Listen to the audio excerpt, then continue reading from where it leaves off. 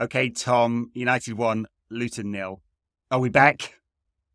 We are. We're top of the 5 game form table. Wow. Really? Yeah, it's 4 wins Yeah. out of 5 or something, isn't it? Yeah. Yeah, United, top of the league. Wow. There's nothing in that form table that really says quality of performance, though, is there? And I couldn't believe it when I saw that we were top of 5 team form table. Feels like everything's completely doom and gloom, and you see the performances, and even yesterday, particularly amazing. But yeah, we somehow won 4 out of 5. Just gloss over what happened in the Champions League. Yeah. I mean, if that's league only, of course, but if you include the Champions League, United have shipped 3, 3, and 4 in the last 6 games, is it? 5 or 6 games. During which Harry Maguire's apparently had a renaissance. I'm a little sceptical about this new narrative. He's played all right, but United have shipped 3, 3, and 4 in those games as well. So There's also the fixtures as well. Like, it's fine. And like, he has been good, but we also just need to take into account we played Sheffield, we played Luton, we played a bad Brentford, Crystal Palace. Like, it's not like Copenhagen, which you get nowhere near us. Yeah. Exactly, yeah. So it's not like we've been playing the elite. But yeah, again, he did play well. And his passing was really good yesterday. Like, it was a clear style that we wanted to play, clear pattern of play that we wanted to play, his diagonals to Garnacho, especially in the first half, and played a lovely little pass to Rashford. Really lovely weighted to Rashford on the right-hand side, where played that cross in, and Hoyland somehow didn't score the yards out. But yeah, he was, again, solid. But like I say, I don't want to get too carried away and like the media seem about, oh yeah, Ten Hag was wrong about Maguire kind of thing, because yeah, we have narratives, and that's also isn't it? It's also the reason why we're top 4. Yeah. Well, I mean, the thing with Maguire is he's always been a good passer. It's the speed of thought. Obviously, on the defensive side of things, he has a problem with any kind of pace behind him. That wasn't a problem with Luton yesterday. I was actually kind of surprised they didn't play their normal game, which is just a bit more direct, getting it forward early, and they didn't really do that. And I know United had a lot of possession, and that obviously negated their ability to do it that often, but I was kind of surprised. And when they did get into forward areas, they took a lot of low XG, low chance of scoring shots from long range, and it was kind of a waste of time for them. So I was a bit surprised with that. But Harry's strengths are he does pass it well. It's just he does it a bit slowly. And I think the thing that I assume Ten Hag has been trying to drill into him is not only does he want him playing on the right side to open up different angles for passing, including that diagonal you're talking about, he just wants him to move it quicker. And if he's doing that, that's all good. Because he does, look at all the numbers, his progression via pass and carry is very, very good for a defender. And that's his strength. And we know all about the weaknesses. I guess the other surprise, since we're on defence already, is what's happened to Varane. 2 stories here seem to be, one, he doesn't like him on the left. So if Maguire's in and playing well, he doesn't want to play Varane on the left. He wants a left-footed player there, so that's why Johnny Evans is ahead of him there. And there's been a couple of stories, I don't know how truthful they are, that Varane has somehow fallen out with Ten Hag. And at the same time, these links to a move to Saudi Arabia in January have been surfacing. I don't know, what do you make of that? I feel like the narrative of, yeah, we want a left foot side defense is fine, and play Lindelof ahead of, because there's no way he's a better player on any, like, and it's like every single great defense from history is built on a right footer on one side, a left footer on the other side. I mean, look at our best defense that we've ever had when we had Vidic and Rio. Like, obviously Vidic actually was really good at playing out with his left foot. I'm sure Varane is equally capable of doing it. And how many Champions Leagues has he won? 3 or 4? I don't. Is it 5? I don't think he got 5 because I don't know. Maybe he is 5. I think Casemiro got 5, but maybe Varane got 5 as well. I can't remember. But he's a better defender than Lindelof. on the left side. And I think he's a better defender than Johnny Evans on the left side. I mean, Johnny Evans brings the ball out and progresses it nicely, as he's always done for United, and obviously got a lovely assist playing a diagonal with his left foot to Bruno earlier in the season. But I don't buy it, really. Yeah. And especially yesterday, that almost was like the nail in the coffin for me. Like, Varane has been a disappointment in some respects for United because of how made of glass. And I guess we kind of knew that when he was coming in. But every time he's played, apart from maybe in midweek when he did look really quite shaky, he's exuded class, and he's been our best defender, apart from, seen from. I mean, look, he's a classy defender. Like, there's no doubts about that, right? Exactly, yeah. So, like, I just don't understand it. It's not like he can only play right centre. They're not that much different. It's not like you're moving. No, I do feel this is back. It's the dogmatic side of Ten Hag, which is a little odd because so many of his principles, I think, during this difficult period, he has kind of abandoned. I mean, United are not playing good football, right? May have won yesterday and may have had 60-something% possession, but it wasn't good football. And that's not what we expect, because his Ajax side did play good football. They progressed the ball through defence to midfield to attack, and they played, they were a good transition side and a possession dominant side, and they were very, very close to making that Champions League final in 2019. I can't remember now. Something like that. And that's kind of, I think, what we expected at United, and we saw progression towards that. And we kept saying last season, we're seeing the signs of his team coming through. We're seeing the signs. And then it got a bit difficult, and he's chucked it all out the window. All those principles. Except, apparently, he absolutely has to have a left footer on the left side of defence. It doesn't matter if it's 97-year-old Johnny Evans, whose last club got relegated. No disrespect to Johnny Evans. Great bloke and fine player and all that, but he is 35 and was struggling to get in a relegation side, so it tells you something. Anyway, there's something going on there, and if we can get some, I mean, morally, it's particularly amazing to just find a resort in Saudi to sell Varane and Casemiro to, but I don't think it's probably the worst decision to make from a business perspective to sell those two. Them right now. Well, if they allowed to invest some money, so in bringing new players in, for sure, What did you make of? I mean, I guess the actual, although we've been talking about the defence here, it was United's attack that was pretty disappointing, really. So I saw someone on Twitter say Anthony Elanga has now got more goals than the entire United forward line this season. He has been good. I think just Premier League only, but still, it's not functioning, is it? No, we did miss some really good chances in this. Like I said, Højlund missed a couple of really good chances. But it's I would, like you say, I was surprised by the way that it plays as well. I thought they would have been a bit more adventurous and a bit more in our face. And I feel like the last 20, 30 minutes when they did do that, after going behind, they actually caused us quite a number of problems. But then in the opposite respect to that, I can also understand them why they did what they did, because United are so bad against the low block. So they're probably thinking we could come to Old Trafford, sit in our low block, counter them. And they almost did take the lead in the first half, didn't they, with Morris's header, which Onana saved really well. Yeah.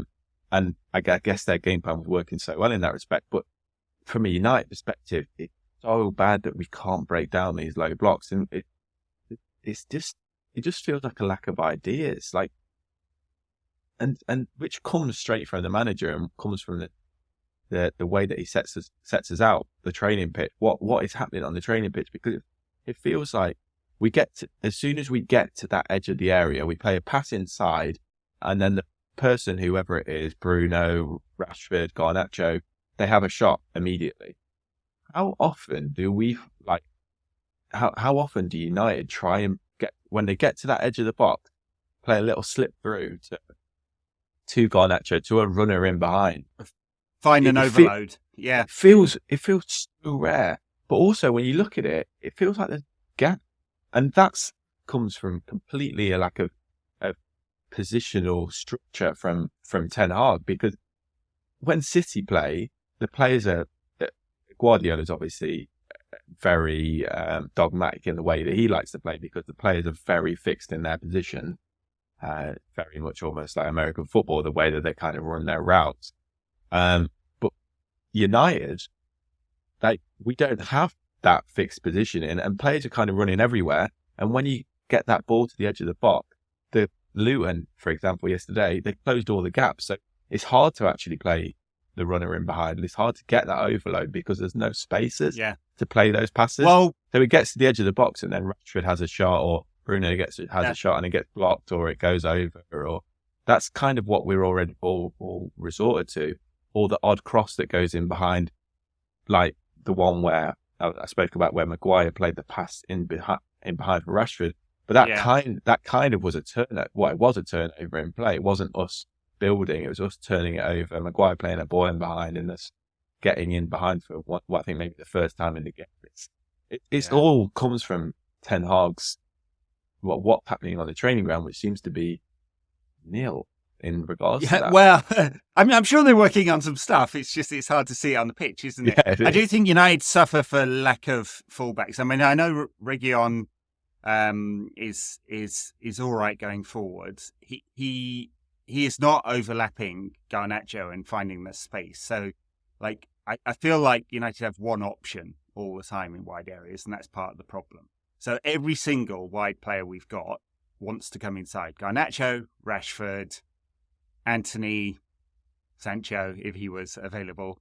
He's not, RIP.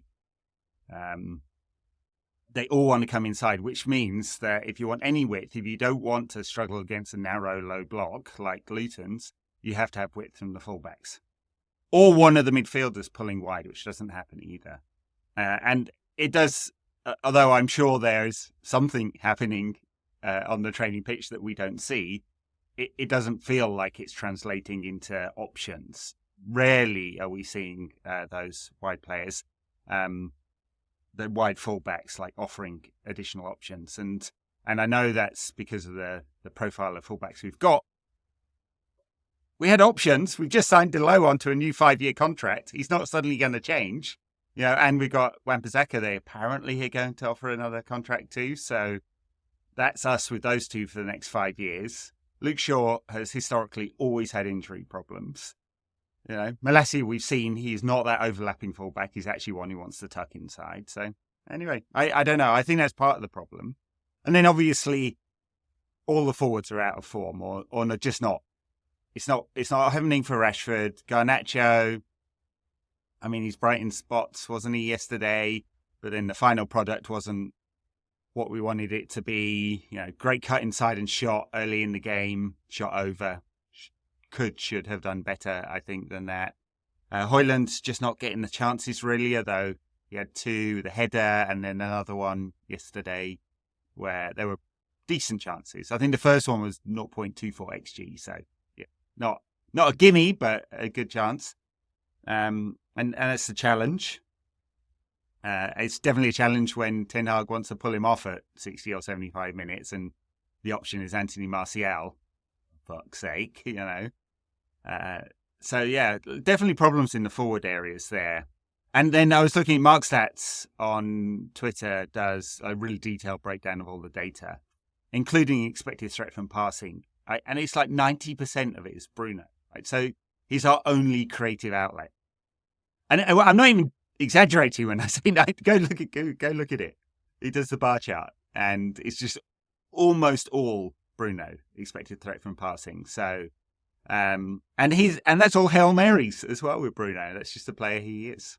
Yeah, that doesn't even surprise me, though it's shocking. Also, not that surprising, because you just think the other players that we have there. I mean, there's no one who does it. Like Eriksen can and Mount can, but you look at the others and there's very little potential for those guys. I feel for Højlund as well. Like you say, he missed a couple of chances and he keeps getting dragged up for 60 minutes. I feel like this is the problem that kind of spoke about pre-season when we signed him, was there's going to be so much reliance on him. He can't share the burden with another striker. He can't kind of bed his way into the Premier League. He can't take a game off or anything like that because he has to be our main man immediately. And whereas, like, I feel like there's so many bright spots with him, and I'm sure he'll come good. I feel really confident in that, and I don't feel that confident in many of our signings. But I feel he's got the personality, he's got the hunger, he's got the ability. But I feel like he's got everything to be a United striker. It's just,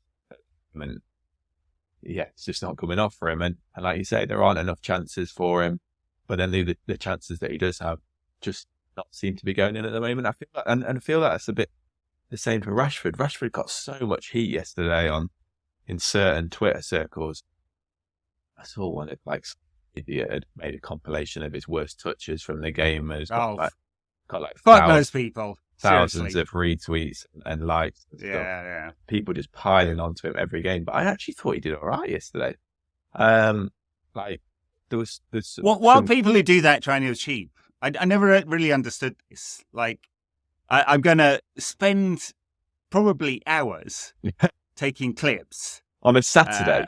What? On a Saturday evening? You haven't got anything better to do, right? No. Like, of every mistake a player has made. Did he do a clip of all the 30 goals Rashford scored last season? Because we know what he's capable of. He's clearly going through a difficult patch on the pitch in terms of his form. Ten Hag spoke about it before the game. He also said, I know Rashford's working really hard, right?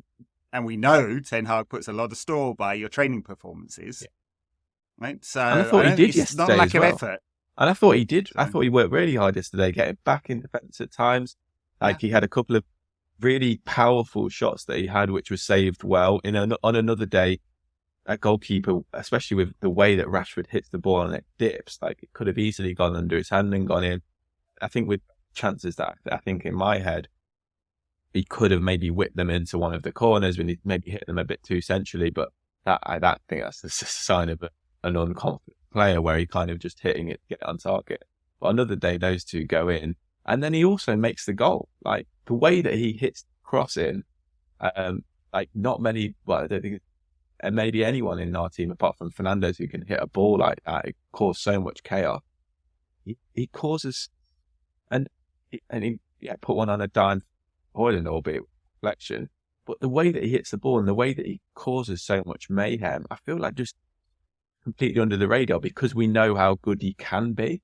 But still, even if he's not playing at his absolute best, he's still one of our best players. And I think one of the things that people get on at him all the time is his body language. My dad is also the same as that. Like, dad's a big United fan, maybe an angry United fan than me. And he's not an online person either, so he doesn't see this like body language, like the Rashford hate online. He's not like he's swayed by that. But my dad hates his body language, and my dad really gets on Rashford all the time. We have a lot of arguments about that, but I can kind of understand it because at times he does, kind of have his head down and his shoulders are slumped and all that kind of thing. But to me, that's more a sign of a player lacking belief, lacking confidence, rather than a player who's like, I can't be arsed this week or whatever. I feel like you really I just don't believe it either. No. Like you can look at the running stats. I think he's doing all right. I mean, Bruno's obviously top of that all the time. Not every single game Bruno is, but I don't think it's lack of effort from Rashford. I never really understood the body language thing. And with Martial in particular, I started to think that there was like some darker tones to it as well. Some kind of expectation of something. And I was like, I'm not sure I like this. Mm-hmm. And no, I'm not saying your dad's a racist, by the way. Well, he is. But... Oh yeah, well of course. Yeah. Was he? You got it right. To be fair. Hope you're not listening. Was he down at the cenotaph protecting Blighty yesterday? So. Oh God, that would have been a form of him. Maybe I think he's Slightly reformed. Is he reformed? Yeah, good. Reforming maybe. Yeah. All right, Tommy. That's who. Well, you didn't name me after him. You can laugh at it just to be clear, because sometimes I get some messages going, gallows humour. You've sometimes got to laugh at this, the darkest side of humanity. Anyway, yes, I really don't think the body language thing really adds up to much to me. He's working hard. He's not in form. I do wonder whether there's something else, because in the 2 seasons prior to last season, he had shoulder and foot injuries that weren't always really clear. A bit like when Harry Maguire, in his second season with United, had that hip problem all year. I was taking painkilling injections, and that all kind of came out afterwards, and we were all like, why is he playing so bad? And I wonder whether there's something else going on with Rashford that we don't know about. I'm not saying it's definitely true, but his form slumps when he's playing injured, and so I wonder whether there's something there. I think there's always the problem at United as well with someone like him, because he is probably our second best player behind Bruno. We can't, when we're playing badly, and because our squad is so weak and shallow, we can't take him out the firing line. We have to play him every single game because we need it. And like Garnacho is a good option on the left, but he's not Marcus Rashford, and he's not in any form himself. Anthony obviously is not Marcus Rashford. So if this was City, for example, if Rashford was at City and he wasn't playing that well, you bring in Jeremy Doku, you bring in Jack Grealish, you bring in Phil Foden, you bring in Bernardo Silva, you bring in loads of other players who are equally as good. Whereas I think Rashford suffers from the fact that he is so good, and when that percentage dips a little bit, it's more noticeable than when Garnacho's dips a little bit, because he's coming from a height and he is one of our best players. And the consistency, I guess, maybe is frustrating that it's not there with Rashford. But I mean, we're still getting a lot, and yet I think the fact that we haven't got that is to his detriment. Because if he was, like I say, if he was a better run club, then he'd be firing probably every single week. Or if he's not, then he can come off the bench and firing, bring back confidence that way. Well, exactly. I mean, City started with Jack Grealish on the bench today, £100 million player, and because they can rotate and bring in equal quality. I mean, they lost Mahrez and sold Carlton Palmer. Cole Palmer. Palmer. Like, as I was saying that, my brain was going, I know this is not correct. I know it's not correct. Cole Palmer, Carlton Palmer. Kind of hard to mix them up, but yeah, anyway. So they sold 2 very high quality players, and you don't even notice it because they brought in Doku, who just looks absolutely outstanding. I wouldn't trust United to pick that player. I mean, what did they spend on Doku? 60 million, something like that? Yeah. And United spend more on Sancho and Anthony.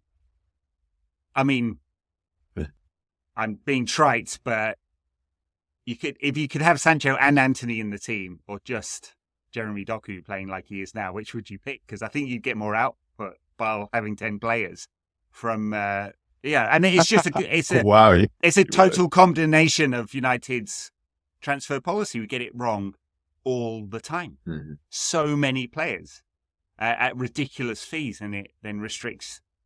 The reason why United had to get Eriksen on a free, and Amrabat on loan, and Sabitzer on loan, and Valvekors on loan, and Reguilon on loan, maybe that's more emergency, but it's because we've overspent on other players who've turned out to be not nearly as good as we hoped, and we ran out of money. Yeah. It's our own bloody fault. Like, it's billion pounds in the last 10 years. Some more than that, isn't it? And got less than fuck all to show for it. And you can't blame that. You can blame it on the Glazers because it's poor management, but you can't blame it on them somehow being stingy. The club is spending its own money, and if it was competent, we would have alternatives to Marcus Rashford. And the problem is that it's not always the kind of the same hype of pad signing as well. Like sometimes we sign a player like Casemiro, who we all said at the time he's going to be good short term and not good long term. Sign a player like Sancho, who is great at Dortmund, but it's a system player. We signed a player like Anthony, who we were all like, is he that? Like we're failing in so many different departments. It's not just like one. I mean, it'd be nice if it was just one way. Like we were failing, but we're failing in everything. And me at school. Wow. United did win, by the way. I mean, amid all the doom. But yeah, I mean, you're totally right. The transfer policy and the ability to get the right players and to support the managers has been a systemic failure for 10 years, probably more, because before that it was all masked by Fergie's genius. And let's hope. We're told over the international break that the 25% deal for whatever Ratcliffe is buying, some mix of the public and the Glazer share, will be done and completed. And perhaps we'll get to find out a little bit more about what this new sporting structure looks like. And if it means that Arnold is fired and Murtaugh is fired, neither of them could complain, honestly. I mean, maybe Arnold could complain because record revenues, etc. and so on. But Murtaugh couldn't. I mean, he's had a couple of years in this job. He failed upwards. There's a good piece in the Athletic, again, looking at him and some of the structures around the club. Apparently, he's liked within the club. That means absolutely nothing to me because, look at all the executives who've been liked by those that hold the power at United. Yeah. So, I mean, I don't think he could complain if he goes. And United may well be better for it. Yeah, and we've got the highest track record this time as well. Never had a similar type of role before. Got the science record. Sure, that's what people end up. Yeah, because someone should have said to Ten Hag when he insisted on wanting Anthony, hang on a minute, this fella hasn't even really produced anything in terms of output in the Dutch league. And it's a big jump. Are we sure? Are you really, really sure? So yeah, and it's okay saying we're supporting the manager, but if you're going to jump from manager to manager, which is what this club does, then we're failing the club by supporting the manager. 9 defeats in 18 games, so we lose 50% of our games. And this season, if that continues through to the spring, Ten Hag's gone, 100%. And I'm not saying I want him gone, but he will be gone. And so, the club then having brought in all these players that he wanted, what if the next dude doesn't want them? So it's something like the Mount signing as well, because Mount's coming on again yesterday for Eriksen, playing beside McTominay in that midfield. Did okay, didn't he? He did okay, but again, it's just such a prime example of the weird transfer policy at United. The whole Mount thing, the way that he's not even playing, is not even starting, in a midfield which is really poor. And again yesterday, you think, oh, it's a great chance to start Mount and maybe build up a little bit of confidence against the poor team. But I guess we need to win so badly, and we need to win so badly. And Ten Hag's thought in that moment is that Mount isn't the right player at the moment when we need to win, and which is really quite a bad indictment of that signing when the midfield is so bad. When McTominay starting, a player who he tried to ship off in the summer, tried desperately to ship off in the summer, and we all know isn't good enough to start for Man United every single week. Yep. And our star signing from the summer isn't even starting ahead of. I mean, I can't explain it. I feel like I'm saying the same thing every week. We had a review on Apple Podcast Review saying these guys say the same thing every week, basically. And I was like, yeah, we probably do, because it's so bloody obvious, isn't it? It's such a... I think when Mount came in, we were like, okay, well, he's not going to supplant Bruno in the side. We've got £100 million right winger and an £80 million backup right winger who really wants to play on the left. So where is Mount going to play? Well, he's going to have to play at 8 because he's got more of an engine on him than Christian Eriksen. He's not quite as creative, but he's a decent passer. Clearly, after 3 months of the season, Ten Hag has already decided that Mount can't play at 8. So now we have a £60 million backup to Bruno. Or maybe he will play at 8. I mean, that's where he came on yesterday. But it doesn't appear to be where Ten Hag believes him or wants him to play or trusts him. Such an odd use of money. Well, we did. By the way, we did need a central midfielder. It just doesn't appear to be the right one. And Amrabat is already not in the team. So yeah, and we've seen in the few games he's had his limits, and there are significant ones, and like none of it actually surprises me, because you know what, there's a lot of football on TV these days, and you can watch these players. Yeah, I feel like I feel like I've been like gaslit by United's transfer policy at times, because like there's players, we've spoken about it a lot, like. When Mount signed, we didn't think he was the right signing. When Amrabat signed, we didn't think he was the right signing. And when Anthony signed last summer, we kind of said the same things that kind of came to truth. But at the time, I was always doubting myself. I was like, well, surely Ten Hag knows better than me, or surely the scouting system that we have at United, the scouting network that's at United, know better than me. And then I'm not saying that I'm an oracle or anything like that, but I'm sure most people listening to this show had the same doubts about these players that we did. I just can't. People running this football club can't see those types of. It's just baffling to me. That's why I say I feel like gaslit, because it's like that you surely must know. It's a bit bad. I feel like I'm gaslit by the United Twitter account all the time, because if you were to follow that, you'd think this was a performance for the ages yesterday. And the funny thing is about that Apple review is that it does feel like we do this a lot with United wins. Like when we beat Brentford 2-1, and when we beat I can't remember the team, Sheffield United, we beat.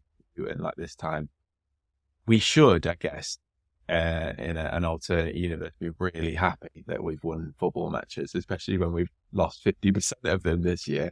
There's been very few to actually celebrate, but every single win shines for glaring systemic problem at United, and yesterday it was another screaming example of that.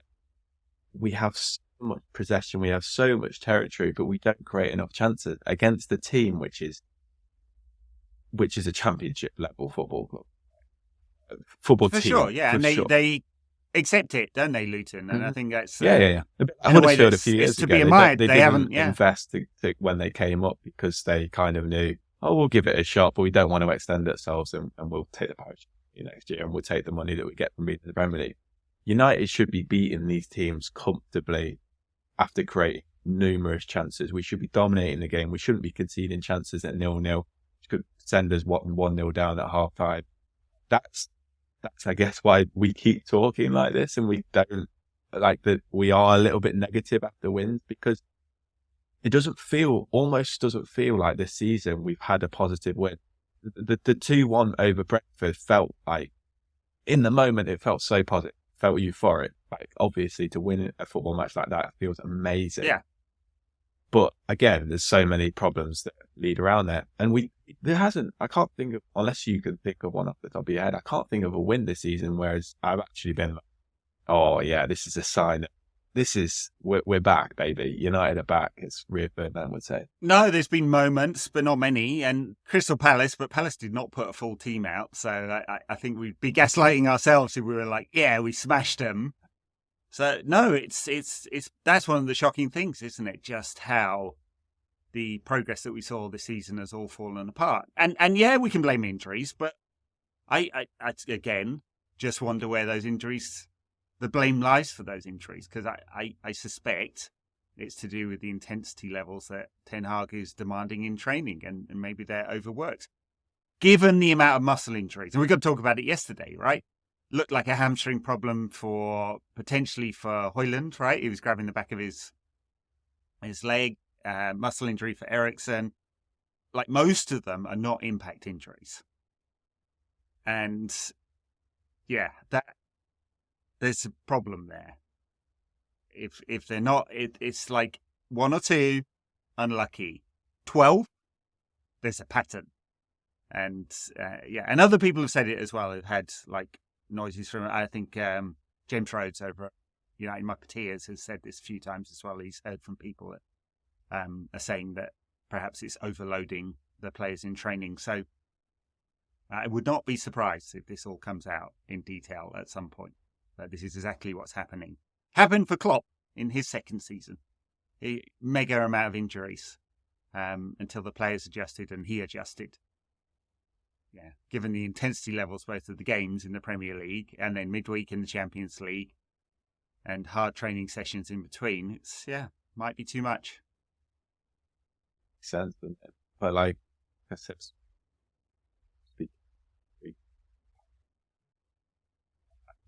if the intensity at training is super intense, why can't we see that on the field?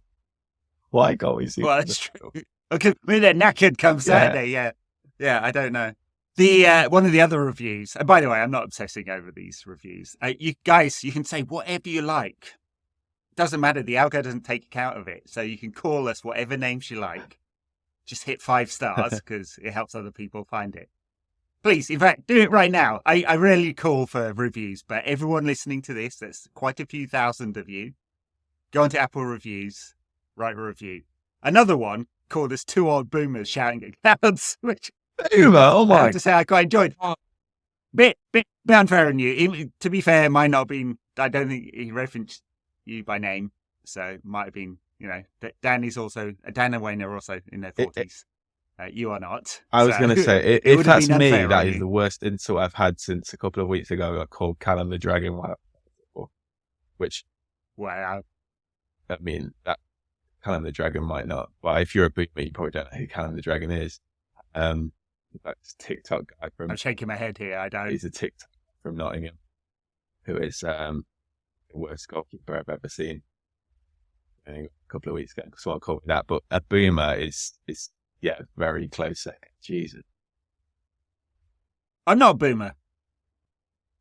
How old do you have to be to be a boomer? I'm only actually. 50, No, boomers have to in that period after the war, right? So it's like 45 to 1960 sort of thing. That's boomers. My parents. And then it's Gen X. I'm only a couple of years off being a millennial, actually.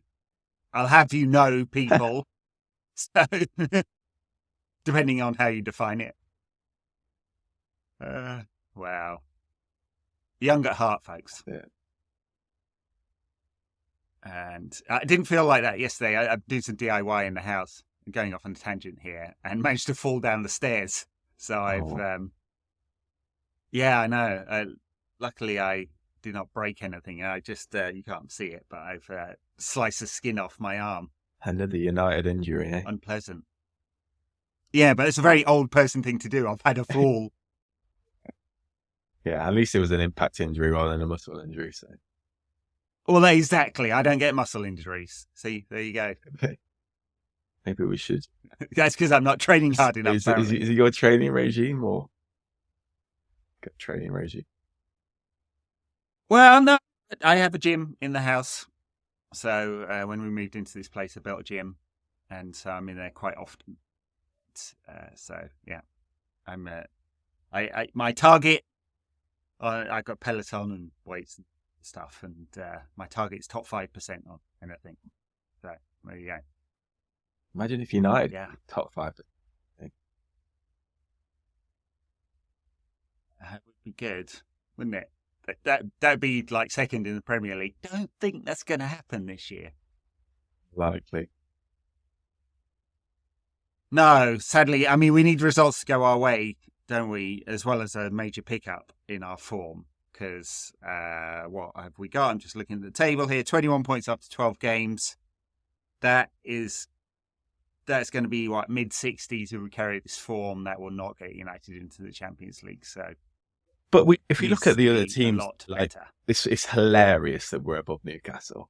All that praise. I mean, they obviously get a lot of hate, and quite rightly so. A lot of the media do pick up on them, but so much of the media really lavish praise on Eddie Howe. It's been nuts, but yeah, and then all their smart signings and all the work they're doing on the training ground. Always getting all the players to listen to the High Performance podcast. Jacob, it's like the worst idea in the world. I mean, they probably play that to political dissidents in Saudi, don't they? You know, confess your sins or we'll make you listen to Jake Humphrey. Oh no! I'd confess it to anything rather than have to listen to that absolute what's it.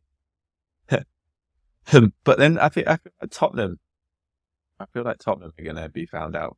I feel like love Ange as a bloke. Seems like a great guy, but I feel like people are eulogizing about him way too much at the moment.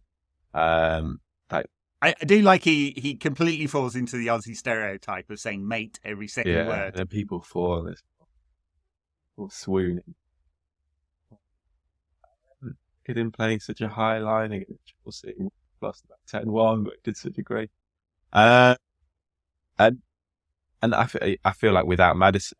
I mean, they didn't lose 10-1, by the way, in that game because it took Chelsea way too long to work out. They just need a third man.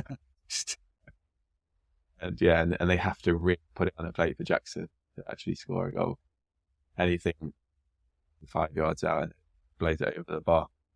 But without Maddison, I think Top will struggle a little bit. And like I say, I think they will be found out a little bit. I think once that new manager bounce feel that they have got at the moment starts to dissipate and that belief, I think they will drop down. And I think and they don't have the squad. No, I think there's a potential that we could finish above that. I think we obviously could finish above Newcastle. We're above them already, and we're playing terribly. I think top four is definitely an opportunity. I feel like City, Arsenal, Liverpool want to be in there, and fourth place is going to be for grabs.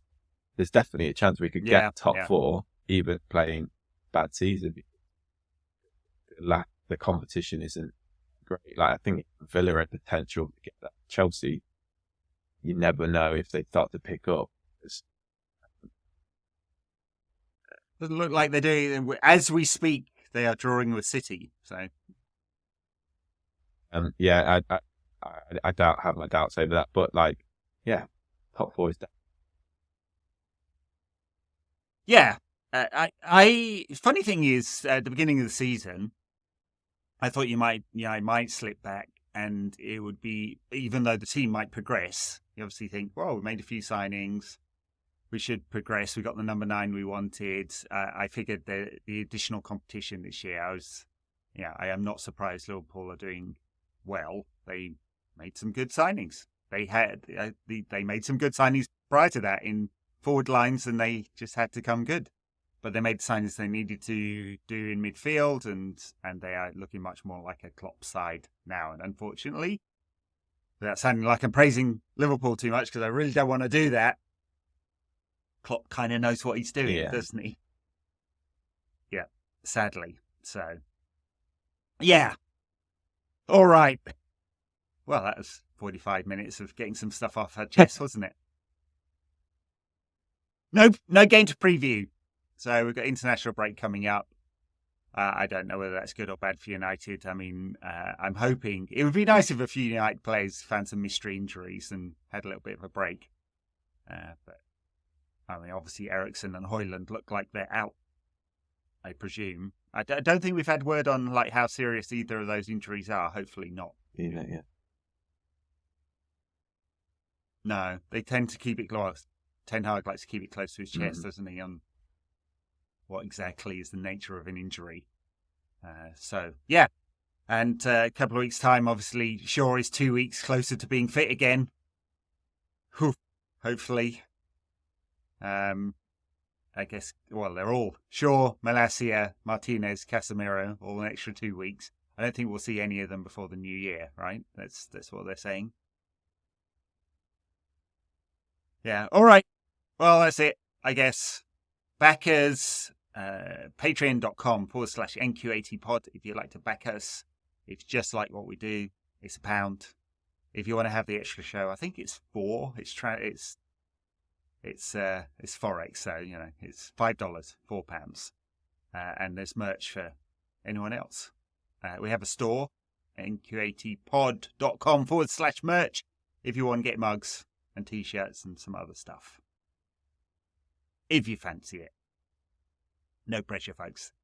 Thanks a lot. Bye now.